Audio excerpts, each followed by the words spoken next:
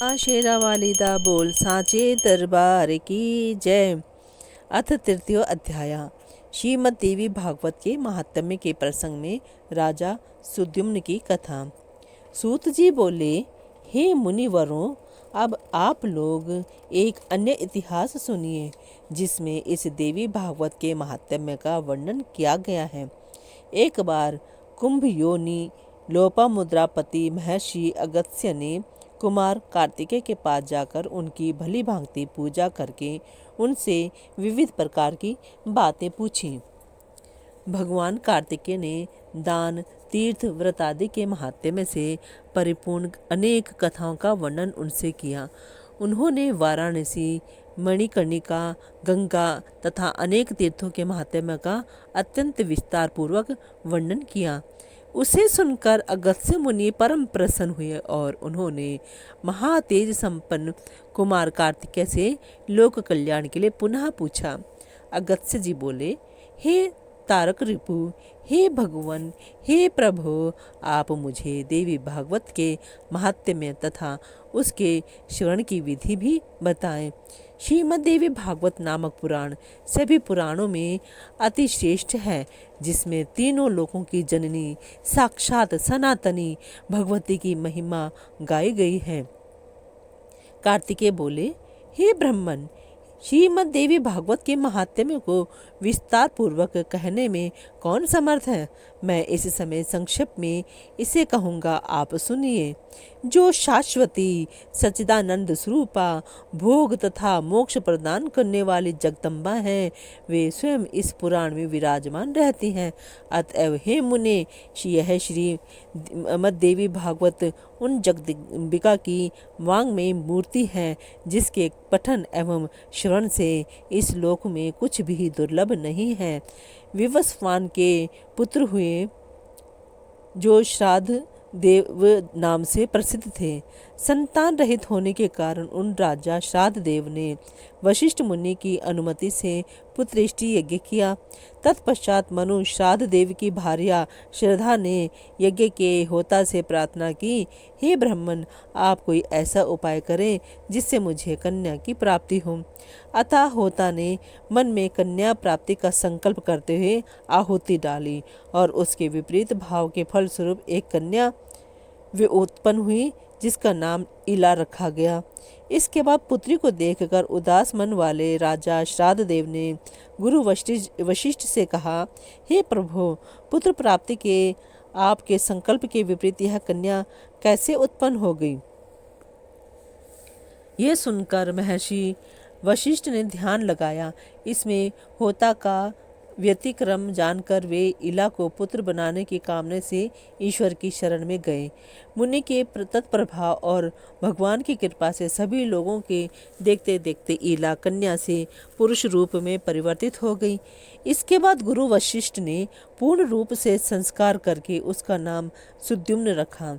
वे मनुपुत्र सुद्युम्न सभी नदियों के निधान भूत सागर की भांति सभी विद्याओं के निधान हो गए। कुछ समय बीतने पर सुद्युम्न युवा हुए और एक दिन सिंधु देशीय घोड़े पर चढ़कर वे आखेट के लिए वन में गए। अपने सहचरों के साथ वे कुमार सुद्युम्न एक वन से दूसरे वन में जाते हुए भटकते रहे और फिर संयोग से वे हिमालय की तलहटी के उस वन में पहुंच गए, जहां किसी समय देवादिदेव भगवान शंकर अपनी भार्या अपर्णा के साथ आनंद पूर्वक मुद्रा में रमण कर रहे थे। उसी समय भगवान शंकर के दर्शन की अभिलाषा से मुनिगण वहां आ गए और उन्हें देखकर पार्वती जी लज्जित हो गई। तब शिव एवं पार्वती को रमण करते देखकर उत्तम व्रत धारण करने वाले वे मुनि गण वहां से लौटकर वैकुंठ धाम की ओर चल दिए। तदंतर अपनी प्रियतमा को प्रसन्न करने के लिए भगवान ने उस अरण्य को शाप दे दिया कि आज से जो भी पुरुष वहां प्रवेश करेगा वह स्त्री हो जाएगा। तभी से पुरुषों ने उस वन में जाना त्याग दिया था और संयोग वहां पहुंचते ही सुद्युम्न एक लावण्यमयी स्त्री के रूप में परिवर्तित हो गए। अपने सभी अनुचरों को पुरुष से स्त्री तथा घोड़ों को घोड़ियों में रूपांतरित हुआ देखकर सुद्युम्न आश्चर्यचकित हो गए। अब वह रूपवती तरुणी वन वन में विचरण करने लगी। एक बार वह बुद्ध के आश्रम के समीप पहुंची। स्थूल तथा उन्मत्त स्तनों वाले, बिंब फल के समान लाल होठों वाली, कुंदमूल कुंद फूल के समान श्वेत दांतों वाली, सुंदर मुख तथा कमल के समान नयनों वाली उस सर्वांग सुंदरी तरुणी को देखकर कामदेव के बाणों से बिंधे हुए अंगों वाले भगवान बुद्ध उस पर मोहित हो गए। वह सुंदर भौहों वाली युवती भी चंद्रपुत्र कुमार बुद्ध पर आसक्त हो गई और बुद्ध के साथ रमण करती हुई उनके आश्रम में रहने लगी। हे महर्षि अगस्त्य, कुछ समय बाद बुद्ध ने उस तरुण से पुरुरवा नामक पुत्र को उत्पन्न किया। इस प्रकार बुद्ध के आश्रम में रहते हुए कई वर्ष बीत जाने पर किसी समय उसे अपने पूर्व वृत्तांत का स्मरण हो आया और वह दुखित होकर आश्रम से चली गई। इसके बाद गुरु वशिष्ठ के आश्रम में पहुंचकर उन्हें प्रणाम किया और सारा वृत्तांत कहकर पुरुषत्व की कामना करते हुए वह उनके शरणागत हो गई। इसी प्रकार सभी बातों को जानकर वशिष्ठ जी कैलाश पर्वत पर जाकर विधि विधान से भगवान शंकर की पूजा करके परम भक्ति से उनकी स्तुति करने लगे। वशिष्ठ जी बोले, शिव शंकर कपर्दी गिरजा की अर्धांग एवं चंद्रमौली को बार बार नमस्कार है। मृड सुखदाता कैलाशवासी नीलकंठ भक्तों को भोग तथा मोक्ष प्रदान करने वाले आपको नमस्कार है। शिव स्वरूप शरणागत भयहारी वृषभ वाहन शरणादाता परमात्मा को नमस्कार है। सृजन पालन तथा संहार के समय ब्रह्मा विष्णु तथा महेश रूपधारी देवादिदेव वरदायक तथा त्रिपुरारी को मेरा नमस्कार है। यज्ञ रूप तथा याजकों के फलदातों को बार बार नमस्कार है। आप गंगाधर सूर्य चंद्र अग्नि स्वरूप त्रिनेत्र को मेरा नमस्कार है। इस प्रकार मुनि वशिष्ठ के द्वारा स्तुति किए जाने पर करोड़ों सूर्य सदृश प्रभा से युक्त एवं भगवती पार्वती के साथ नंदी पर आरूढ़ वे जगतपति भगवान शंकर प्रकट हो गए। चांदी के पर्वत के समान प्रभाव वाले त्रिनेत्रधारी भगवान चंद्रशेखर शरण में आए हुए मुनि श्रेष्ठ वशिष्ठ से अत्यंत प्रसन्न होकर बोले। श्री भगवान ने कहा, हे विप्रशे, आपके मन में जो भी इच्छा हो वह वर मांगिए। उनके इस प्रकार कहने पर गुरु वशिष्ठ ने प्रणाम करके ईला की पुरुषत्व प्राप्ति के लिए उनसे प्रार्थना की। इसके बाद प्रसन्न होकर शंकर जी ने मुनिश्रेष्ठ वशिष्ठ से कहा कि 1 मास तक वह पुरुष रूप में तथा 1 मास तक नारी रूप में रहेगी। इस प्रकार शिवजी से वर प्राप्त करके महर्षि वशिष्ठ ने वर प्रदान करने के लिए सदा उत्सुक रहने वाली जगदम्बिका का पार्वती को प्रणाम किया। करोड़ों चंद्रमा की कला कांति से युक्त तथा सुंदर मुस्कान वाली भगवती की सम्यक पूजा करके सदा के लिए ईला की पुरुषत्व प्राप्ति की कामना से वशिष्ठ जी श्रद्धा पूर्वक उनकी स्तुति करने लगे। हे देवी, हे महादेवी, हे भक्तों पर कृपा करने वाली भगवती, आपकी जय हो। हे समस्त देवों के आराध्य स्वरूपा तथा अनंत गुणों की आगार, आपकी जय हो। हे देवेश्वरी, हे शरणागत वत्सले, आपको बार बार नमस्कार है। हे दुखहारिणी, हे दुष्ट दानवों का नाश करने वाली भगवती, आपकी जय हो।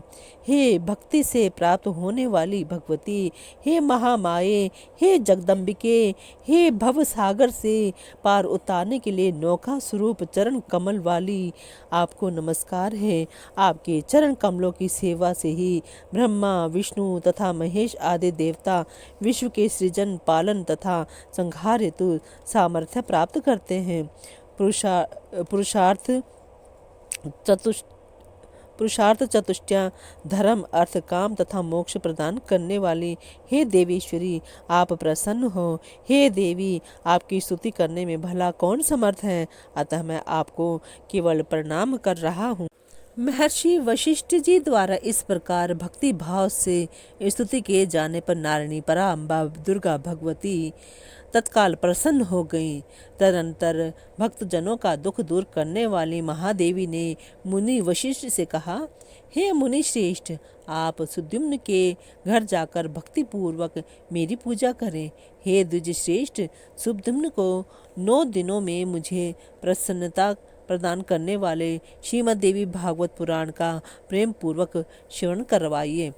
उसके श्रवण मात्र से उसे सर्वदा के लिए पुरुषत्व की प्राप्ति हो जाएगी। ऐसा कहकर भगवती पार्वती तथा भगवान शंकर अंतर्ध्यान हो गए। इसके पश्चात वशिष्ठ जी उस दिशा को नमस्कार कर अपने आश्रम को लौट आए और सुद्युम्न को बुलाकर उन्होंने देवी की आराधना करने के लिए उन्हें आदेश दिया। आश्विन मास के शुक्ल पक्ष में जगदम्बा की विधि पूर्वक पूजा करके वशिष्ठ जी ने राजा को नवरात्र विधान के अनुसार श्रीमद् देवी भागवत पुराण सुनाया।